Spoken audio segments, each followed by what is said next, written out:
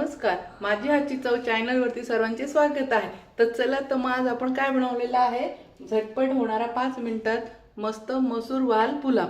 बघू शकता एक एक दाणा मोकळा झालेला आहे आणि हा थंडही झाला तरी याची टेस्ट बदलत नाही। लहान मुलांपासून तर मोठ्यांपर्यंत भाजी पोळी खाण्याचा कंटाळा, आता उन्हाळा आलेला आहे त्यांच्यासाठी एकदम सुपर 5 मिनिटात होणारा पुलाव टिफिनसाठी। चला तर मग आपण झटपट याची रेसिपी पाहून घेऊया। एकच नंबर। चला तर मग गॅसवर कढई ठेवली, कढईमध्ये तेल टाकून घ्यायचं आहे। त्यानंतर आपण इथे मोहरी टाकून घेणार आहोत। मोहरी तडतडू द्यायची, त्यानंतर जिरे टाकून घेऊ। जिरे टाकून घ्यायचे आहे। कांदा टाकून घ्यायचा आहे। कांदा चांगला गुलाबी रंगाचा येईपर्यंत परतून घ्यायचा आहे। बटाटे टाकून घ्यायचे आहेत। त्यानंतर लगेच टोमॅटो पण टाकून घ्यायचा आहे। टोमॅटो भरपूर टाकून घ्यायचा आहे।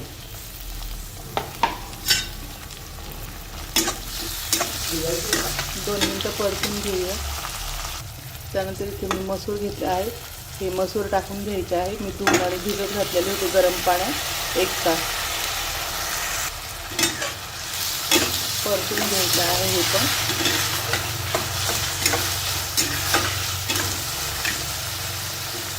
त्यानंतर इथे मी वाल घेतलेला आहे, धुवून आणि बारीक चिरून घेतलेला आहे आणि दाण्याचा वाल घ्यायचा आहे। बघू शकता इथे मी खूप दाणे वालाचे घेतलेले आहेत। त्यानंतर हिरव्या मिरच्या मी अशा या फिक्क्या मिरच्या आहे असे तुकडे करून घेतलेले आहेत। ते आता छान परतून घ्यायचं आहे।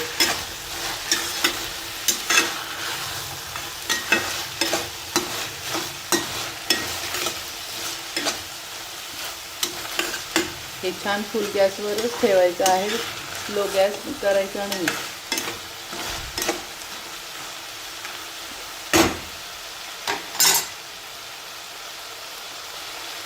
त्यानंतर हा मी घरगुती बिर्याणी मसाला बनवलेला आहे, याची लिंक मी खाली देते, तुम्ही जाऊन चेक करू शकता। खूपच छान चवीला भन्नाट लागणार आहे। याचा व्हिडिओ मी ऑलरेडी माझ्या हातच्या चॅनलवरती टाकलेला आहे, तर तिथे जाऊन तुम्ही पाहू शकता ते। त्यानंतर थोडी हळद टाकून घ्यायची आहे, अगदी थोडंसं आपलं घरचा मसाला टाकून घ्यायचा आहे। त्यानंतर थोडंसं लाल तिखट टाकून घेते, तुम्ही तुमच्या चवीनुसार मसाले कमी जास्त करू शकता ते। त्यानंतर हा घरचा मसाला आहे, किंग मसाला आहे हा। त्यानंतर मी 1 चमचा ही पण घरी लसूण अद्रक पेस्ट बनवलेली आहे, पूर्ण 3 महिने टिकणारी आहे।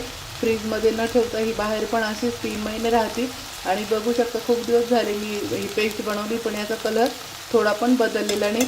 याचा पण व्हिडिओ मी माझ्या चॅनलवरती टाकला आहे, तिथे जाऊन तुम्ही पाहू शकता ते। लसूण अद्रक पेस्ट 3 महिने फ्रीजशिवाय बाहेर राहणारी असं नाव आहे, तर तिथे जाऊन तुम्ही पाहू शकता ते। हे आता 2-3 मिनिटं आपण परतून घ्यायचं आहे। यात अगदी थोडंसं दही टाकून घेत आहे मी, मिक्स करून घ्यायचं आहे।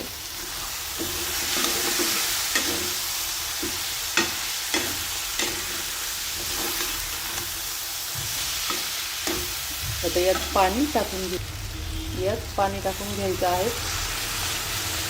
1 वाटी तांदूळ असेल तर इथे 4 वाट्या पाणी टाकून घ्यायचं आहे। आपण कढईमध्ये मोकळा पुलाव करतोय, त्यामुळे 1 वाटी तांदूळ असेल तर 4 वाट्या पाणी टाकून घ्यायचं आहे।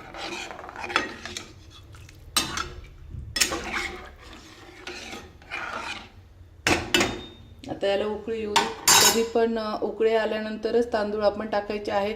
जर उकळी आल्यानंतर आपण जेव्हा तांदूळ टाकतो तर 5 ते 7 मिनिटातच आपला राईस लवकर रेडी होतो। आणि थंड पाण्यात टाकलं तर भात मोकळा पण बनत नाही आणि फार उशीर लागतो।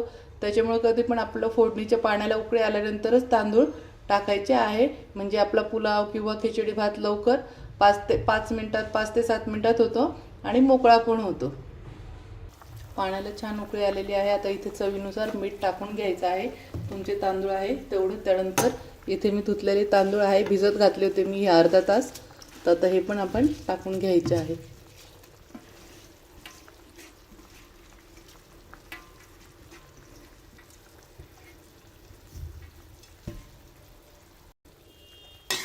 मिक्स करून घ्यायचं आहे हे।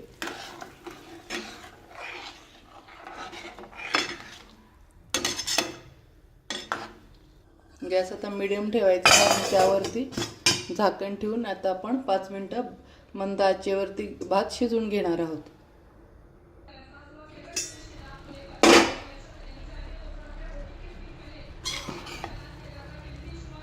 मस्त बघू शकता अगदी 4च मिनिटात झालेला आहे. 5वा पण मिनिट लागलेला आणि कारण की मी तांदूळ भिजवलेले होते आणि उकळत्या पाण्यात टाकलेले होते. मस्त अजून एखादा मिनिट आपण होऊ देऊ म्हणजे अजून पूर्ण पाणी यातलं जिरून जाणार. आणि जर थोडासा कोणाला असं आसट हवा असेल आणि असा मोकळा पण तर ह्या वेळेसच गॅस बंद करायचा आहे. आता मस्त कोथिंबीर टाकून घ्यायची आहे.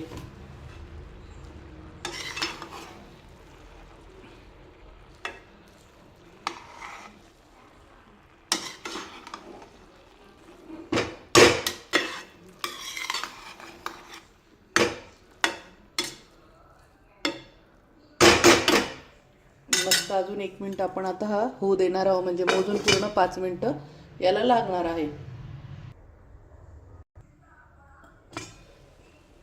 वाव मस्त ही झाली मैत्रिणींनो आपला वाल मसूर पुलाव.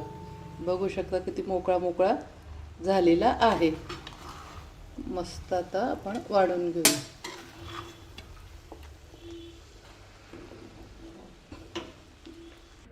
तर मस्त मैत्रिणींनो बघू शकतात आपला मसूर वाल पुलाव झालेला आहे.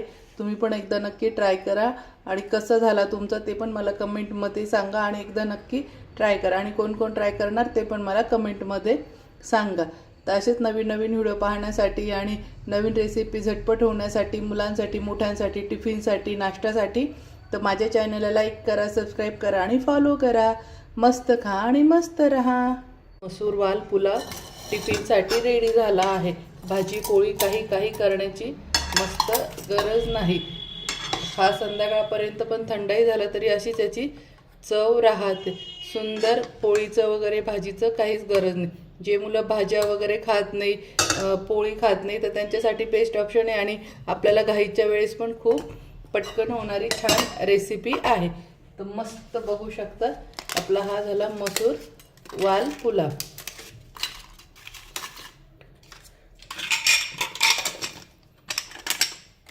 मस्त चला